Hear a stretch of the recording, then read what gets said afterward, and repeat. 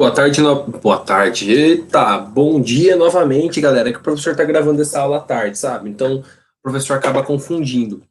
Bom dia novamente. Pessoal, nossa primeira parte da aula, nós lemos a passagem bíblica de quem é a culpa, onde trata ali de uma das primeiras manifestações de milagre de Jesus, né, a cura do cego de nascença, e aí tem vários significados sobre a cegueira, não apenas a cegueira física, mas a cegueira espiritual que a passagem bíblica tá querendo nos dizer, né?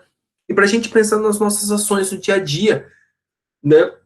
Como que está a nossa espiritualidade, né? O que, que seria espiritualidade, né? Sair um pouco das coisas materiais apenas e pensar nas coisas num retorno financeiro, material, num jogo, num computador novo, mas realmente o que importa, o que é essencial, né? Que é a amizade do outro, o bem do meu amigo, ou daquele desconhecido, né? E o que essa passagem bíblica nos traz, né? A gente deixar um pouco de tentar, né? Fazer um exercício, deixar os nossos preconceitos, né, de lado, enxergar um pouco mais com a espiritualidade, enxergar mais o outro como ele é, né, como humano. Então, nessa passagem bíblica, que tem como título aí, a culpa é de quem? Nós enxergamos, nós analisamos três pontos, né? Primeiro, que o sofrimento humano não é um castigo de Deus. Por quê, galera? Lembra que o discípulo de Jesus falou o seguinte: Mestre, ele é cego. A culpa é de quem por ele ser cego? É dos seus antepassados ou dos seus pais? Então, Jesus ali ele já mostra que não, o sofrimento humano não é um castigo de Deus. Então, não existe isso de castigo, tá, galera? Muito mais isso, a pessoa ela é desse jeito porque ela tá pagando coisa da vida passada. Coisas que a gente escuta muitas pessoas falando, o que será fulano de tal fez na vida passada para estar passando por isso? Ou um tipo de expressão que é muito comum, ele vai pagar ainda nessa vida, ou seja, não existe isso na concepção cristã de mundo, tá? Nos ensinamentos de Cristo. O segundo, sobre a justiça divina, né? Que ela é baseada, justiça divina. Lembra-se que isso, inclusive, eu falei na outra aula, não é baseada no merecimento, e sim na gratuidade, tá? Então, nós temos que ser justos, temos que promover ações, não pensando em algo em troca, em ser visto, ou eu faço a justiça para receber justiça, mas não, eu faço aquilo porque tenho que fazer de uma forma gratuita. Então, o nosso segundo ponto. E o terceiro é que o amor de Deus está disponível a todos. Ou seja, galera, não importa a classe social, não importa o que for, do jeito que a pessoa é. O amor de Deus está disponível a todos. O julgamento quem faz são os homens. E, inclusive, muitos homens fazem julgamento utilizando a palavra de Deus. Assim como os fariseus, né, galera? Lembra-se, os fariseus eram os homens da lei. Eles faziam julgamento a todo momento, utilizando utilizando o relato bíblico, né? Utilizando as leis de Moisés, utilizando o que Deus teria falado. Então, essa passagem mostra justamente isso. Não existe castigo, então as pessoas sofrem no mundo, existem sofrimento no mundo, não é por culpa de Deus, e aí a gente vai continuar discutindo quanto a isso. A justiça ela tem que ser, a justiça tem que ser vista, de justiça divina é por gratuidade, então não é uma moeda de troca, eu faço isso porque eu desejo receber, e o amor está disponível a todos, independente de classe social, enfim, do como a pessoa vive, beleza? Galera, não sei se vai ficar um pouquinho mais nítido, né? Acho que agora melhora. Não, não melhora não. Só um minutinho, pessoal.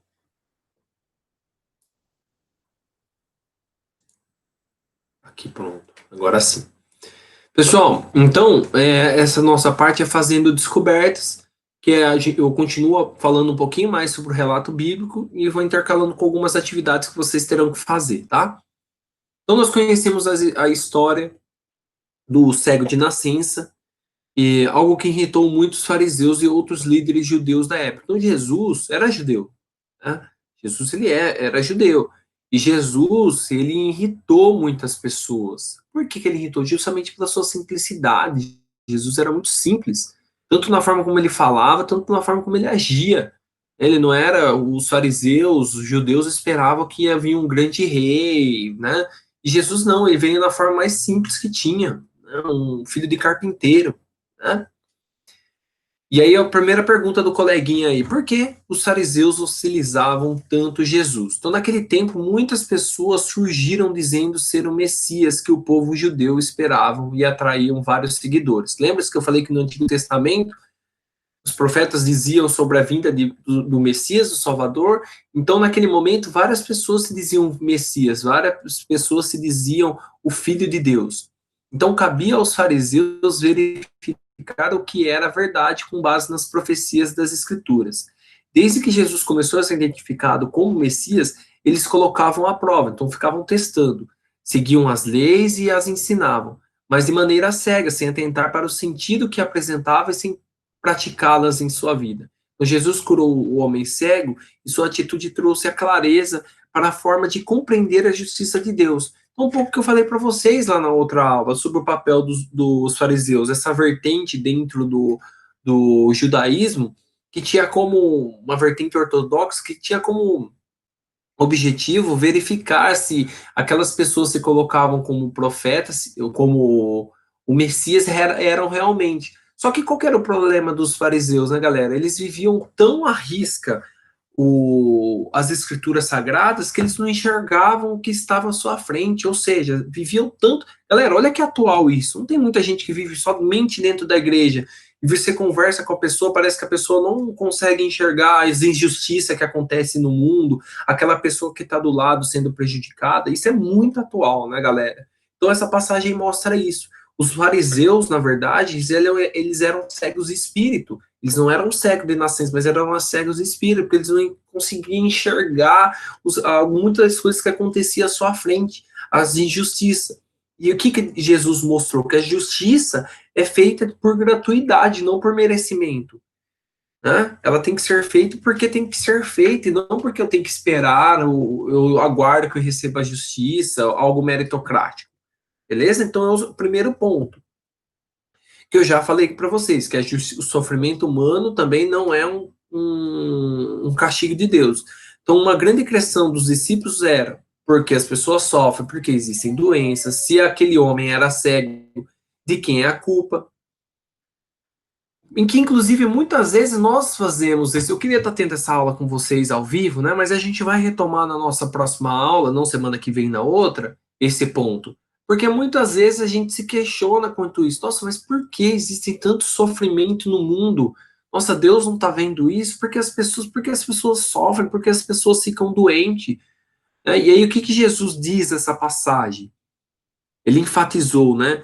Jesus enfatizou que não se deveria preocupar pela culpa disso. Não era culpa dos pais do próprio homem. Existem situações em que ninguém tem culpa. São condições terríveis dos quais não podemos fugir. Então, dentro dessa situação, eu gostaria que vocês interpretassem essa charge aí, né? Essas imagens, né? Então, Jesus mostra que o sofrimento é uma condição a qual todos estamos sujeitos. Com base no que a Bíblia diz, na mensagem da Bíblia, o que vocês interpretam sobre essa passagem? Veja que tem umas crianças, né? Uma imagem mais fechadinha, umas crianças. O que dá para entender essas crianças aí? Que elas estão numa piscina de bolinha, né? Só que 3 pontos depois, o que mostra também essas crianças? Que elas estão trabalhando. Né? Então, interprete a mensagem da charge. O que vocês interpretaram sobre? É a mesma coisa que o professor está pensando? Se não, não tem problema, da forma como você interpreta. E relacione a situação da charge à descoberta da narrativa bíblica. Qual que é a descoberta da narrativa bíblica? Por isso que eu falei para vocês, além da minha explicação, prestem atenção. Beleza? Leiam de novo. Leiam, né? O segundo ponto, que a justiça de Deus não é baseada no merecimento, e sim na gratuidade, beleza? Então, outra grande questão que levou os fariseus a duvidarem de Jesus foi o fato de acreditarem que as pessoas, os seguidores das leis de Deus, poderiam receber coisas boas. Para eles, se as coisas ruins acontecessem, é porque é porque a pessoa está fazendo algo de errado. Então Jesus mostra que o amor de Deus está conosco em qualquer situação, seja ela boa ou ruim. Deus pode transformar situações ruins em boas, independente do que a pessoa faz, apenas por causa do seu amor. Então as mudanças, as reversões e injustiças, ela pode acontecer apenas pelo seu amor, entendeu? Pela sua espiritualidade aí. E aí eu quero que vocês dêem uma outra história, outro final a essa história. Galera, presta atenção, da idade de vocês aí, hein? Ó, Martina vai completar 13 anos. E como sua família tem muitos bens, ela sempre pode comprar tudo o que quis. Mas tem muita dificuldade em fazer amigos. Não conversa com quase ninguém na escola. Seus pais falam que ela não deve se envolver com pessoas de classe social diferente da dela, né? O famoso gentalha, gentalha do Chaves, né, galera? Que a dona Florinda fala pro Kiko. Venha, venha, querido, né? Venha, tesouro, não se junte com essa gentalha. Basicamente seria isso. Então, dê um outro sentido. Continue essa história fazendo com que o amor provoque mudança nas pessoas. Então, vocês vão dar continuidade nessa história. Né? Deixo aberto para vocês a quantidade de linha, mas em 2 linhas vocês não conseguem fechar essa história. E o que o amor pode mudar em todos esses personagens, não só na Martina, mas também como seus pais. Beleza? E o terceiro e último ponto envolve o amor de Deus que está disponível a todos. Então, ali está a ideia, né, da justiça, e agora esse terceiro ponto é que o amor está disponível a todos que reconhecem e precisam dele. Então, a grande questão do cego era onde está Deus e quem ele era. Jesus fez esse homem perceber que agora ele poderia ver o mundo e também ver Deus em sua vida. Então, essa passagem, além de mostrar uma questão física, né, do enxergar de fato, ela tem um simbolismo, que é o enxergar através do espírito, né, espiritualidade, enxergar o mundo com outros olhos, né? É isso que a passagem está querendo nos dizer. Então, ele mostrou que seus seguidores deviam ter consciência da própria incapacidade e reconhecer suas culpas verdadeiras diante de Deus para elas poderem ser perdoadas. Lembre-se, essa trecho aí, ele dialoga com o final da passagem, quando as pessoas falam, eu era cego e não voltei a enxergar, lembra no vídeo, na leitura que a gente fez, né? As pessoas reconhecerem que era cego.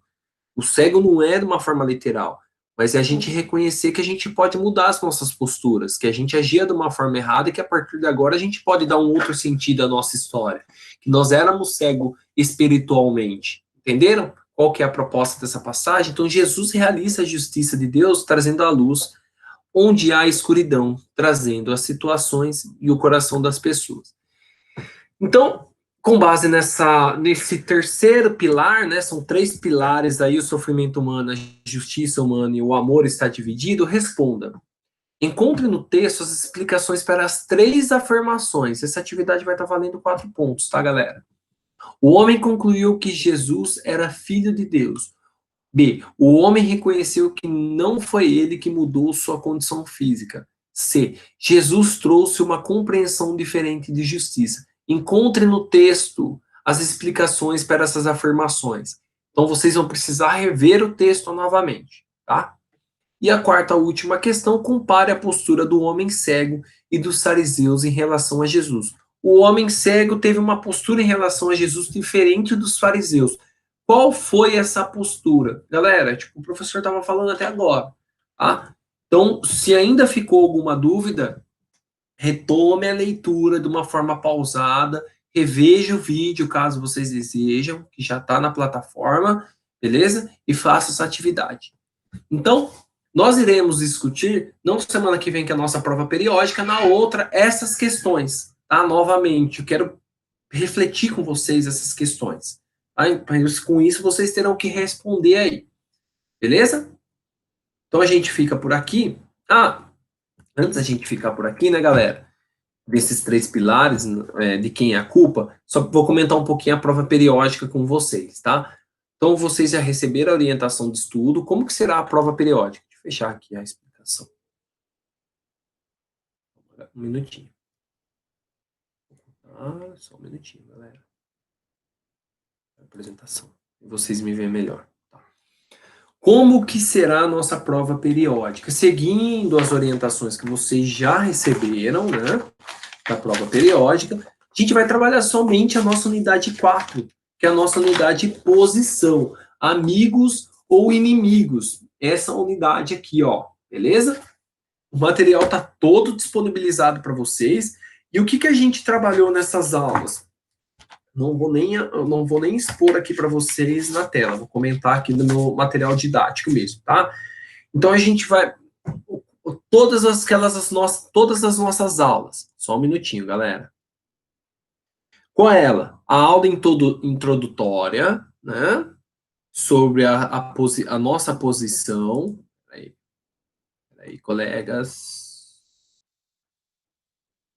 Deixa o professor ensino religioso. Deixa eu pegar aqui para vocês, senão vai falar, professor, você não falou isso, enfim.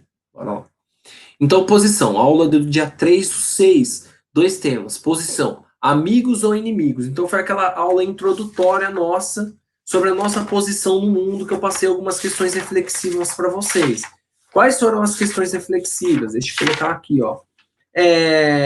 Lembra que a gente trabalhou com a ideia da orquestra, que cada pessoa toca um instrumento diferente, mas todas elas têm uma posição, que são os instrumentos diferentes, ou seja, tem uma forma diferente de pensar o mundo, mas todas elas vão para o mesmo sentido. Né? Então foi aquela aula introdutória que a gente fez as questões, e uma luta sem vencedores. O que foi uma luta sem vencedores? A história da Batalha de Jericó, que nós discutimos ali sobre a figura do Moisés, beleza? Do Josué, perdão, sobre a Batalha de Jericó, que tem algumas questões que falam assim, diante das batalhas, repeti várias vezes para vocês, diante das batalhas da vida, precisamos ter posturas de enfrentamento, conhecimento e flexibilidade, galera. Esses 3 pilarzinhos, enfrentamento, conhecimento e flexibilidade. Leiam, assistam se tiver dúvidas à aula novamente e leiam as atividades. Batalha de Jericó. Qual que é a minha postura frente a posições de crise? Lembra-se, todo momento nós temos batalhas na nossa vida, não somente batalhas externas, mas batalhas internas, os nossos medos, né? E qual é a postura que nós estamos, qual a postura que nós assumimos? É isso que essa passagem em linhas gerais está querendo dizer. Temos que ter uma postura de enfrentamento, ou seja, enfrentar aquele problema. Não dá para fugir toda vez do problema, galera. Às vezes a gente tem os nossos medos, é preciso.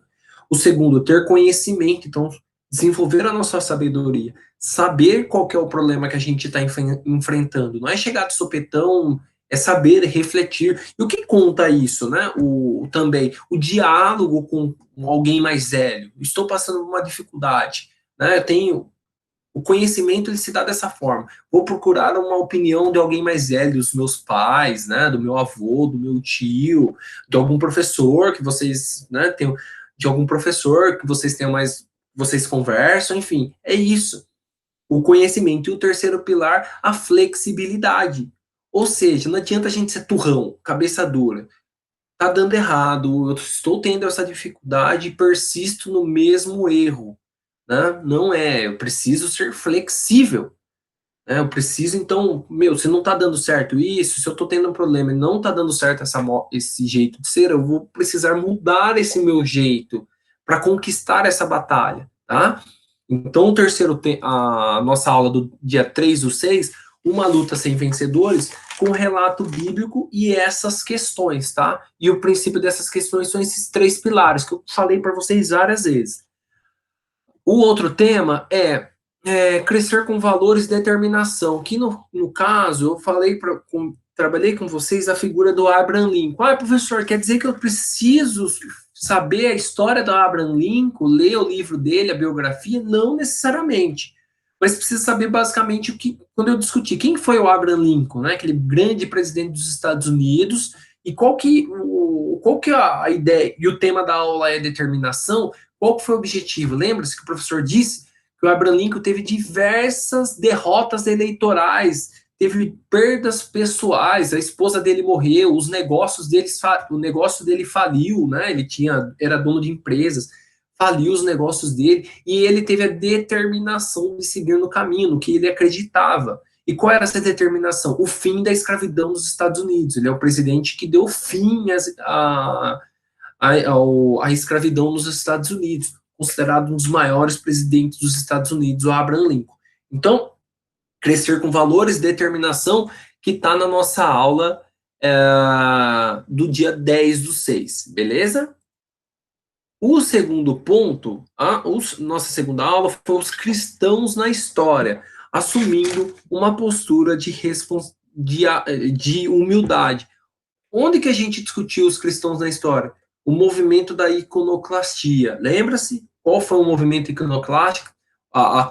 Chamado também de controvérsia iconoclasta, que foi a destruição de imagens, né? O resgate histórico do cristianismo, né? A igreja, o cristianismo oriental, bizantino e o cristianismo romano. E tinha essa controvérsia sobre a adoração das imagens. E aí eu perguntei para vocês o significado de adoração e o significado de veneração das imagens, né? O que foi constatado? Que a imagem não é para ser, né, segundo a controvérsia iconoclasta, as imagens não devem ser adoradas, mas sim veneradas. E o que seria a veneração? Um respeito, né? O respeito àquela representação de divindade. Então, para vocês olharem, assistam essa aula novamente, né? Sobre assumindo uma postura de humildade, onde a gente discutiu ali o movimento iconoclasta, também conhecido como controvérsia iconoclasta. Ícone de imagem, clastia, quebrada das imagens, beleza? E qual que foi a controvérsia? Né? Qual que foi a disputa nesse meio? Discutimos nessa aula. A outra aula foi acerca no dia 17, movimento iconoclasta dia 17, no dia 24/6, muito bacana, foi aquela nossa aula online. Existe justificativa para a guerra? Onde ali nós tratamos de alguns filósofos, né? Alguns filósofos que trabalhou a ideia da guerra e do conflito. Qual deles? Apresentei a imagem para vocês do Sun Tzu, né? Daquele chinês, aquele filósofo, estrategista militar chinês, conhecido como a arte da guerra, que coloca a guerra como um elemento vital do Estado para o seu equilíbrio. Então, para o Sun Tzu, o Estado, né? A gente pode transportar pensando no país. Os países devem estar em constante movimento de guerra. Mas o que é a guerra para o Sun Tzu? Não é a guerra, o conflito de armas, mas a diplomacia. A diplomacia é uma espécie de uma guerra também, né? Só que é uma guerra que não há conflitos. Mas em alguns momentos é preciso ir para o conflito. O Sun Tzu. E aí trabalhamos a figura de São Tomás de Aquino e Santo Agostinho. O que diz aqui o Santo Agostinho, né? O Santo Agostinho diz que a guerra ele só serve se for para um momento aí de autodefesa, beleza? Então, anos depois, procurar argumentar filosoficamente sobre a legitimidade. Para Santo Agostinho, a guerra é justa se for em questão de tô vendo aqui, mas tem toda a aula, a explicação, tá? Se for uma questão de autodefesa para o Santo Agostinho. Já para o São Tomás de Aquino, a guerra é justa se ela for declarada por uma autoridade legítima e desde que ela não tenha um retorno pessoal. Ou seja, para o Santo Agostinho, que é o primeiro filósofo cristão, que era Agostinho de Hipona, e depois virou santo, dando uma justificativa para a guerra, lembrando, analisando, né, a guerra, para o Santo Agostinho, apenas para a autodefesa. Para Tomás de Aquino, se for autorizada por uma entidade legítima, ou seja, um exemplo, um papa, né, no período das cruzadas. Estou dando um exemplo, tá, para vocês. E desde que essa guerra não tenha um retorno financeiro, um retorno pessoal, beleza? Então, existem justificativa para a guerra. Deixei aquela charge para vocês, o quadro da Guernica, Tá, mas eu não vou pedir nada da Guernica para vocês, fica tranquilo. Só sobre essas questões dos filósofos aí, que eu quero que vocês estudem. Na nossa aula do dia 1º do 7, que foi uma aula gravada, que foi sobre o sikhismo, né, aquela religião entre a Índia e o Paquistão, né, aquela região de conflito, Punjab, lembra-se? Coloquei até um mapinha ali para vocês, e o sikhismo como uma religião perseguida, e o que eles precisaram fazer, né, para manter a sua fé. Então, eles criaram uma ordem, uma organização militar, propriamente chamada dessa forma, por mais que eles tenham um princípio de paz no mundo, eles precisaram criar essa organização, uma espécie de um exército, assim chamado, não sei se eu posso colocar como exército, uma ordem, né, para manter a paz. Então, as questões colocadas ali no sikhismo, né, a figura do Guru Nanak, né, para vocês, beleza? Então, assista essa aula aí também sobre o sikhismo. E, por último, missão e compaixão pelo bem-estar de todos, que foi a nossa última aula de reflexão no dia 8 de julho. E a gente, cujo a gente encerrou essa unidade 4 da posição, que eu coloquei para vocês, o que nos incomoda e o que podemos fazer para mudar diante de situações de conflito, né? Eu pedi para vocês 2 colunas, o que me incomoda, o que podemos mudar para condições de conflito. E deixei um texto para vocês tratando do tema bem-estar, tá? Do tema bem-estar, de uma sociedade justa e pacífica. Beleza? Então, a nossa prova periódica está baseada nisso. Somente na unidade 4, posição, amigos ou inimigos, né? Que inicia lá no dia 3/6 e finaliza no dia 8/7. Assistam as aulas, se não assistiram, para aquele que está vendo somente agora a revisão, assista as aulas novamente e vejam as atividades. Para quem assistiu às aulas e fez atividades, vai tirar de boa a prova. Vai ser tranquila, mas se não assistiu às aulas, não fez atividades, vai ter dificuldade em fazer a nossa prova periódica. Beleza? Então, semana que vem a gente volta com a nossa periódica através da plataforma, mas eu vou deixar um recado para vocês, né? E vou comentar um pouco as questões antes do início da prova. Se por acaso vocês tiverem alguma dificuldade ainda, manda uma mensagem na plataforma para o professor. Beleza? Então, essa foi a nossa revisão. Um grande beijo a todos. Não vou dar toda a aula de novo, só comentei por cima dos temas para lembrá-los. Vocês, né?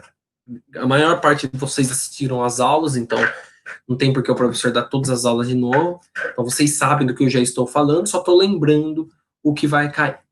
Então, um grande beijo a todos. Lembre-se dessas atividades, de quem é a culpa dessa última aula sobre clareza e justiça, tá? Vai ficar para não semana que vem, para outras atividades, e a gente vai discutir na nossa aula online, nossa aula ao vivo aí. Um grande beijo a todos. Se cuidem, galera. Uma ótima semana de prova periódica. E beijo. Fiquem com Deus. Tchau, tchau.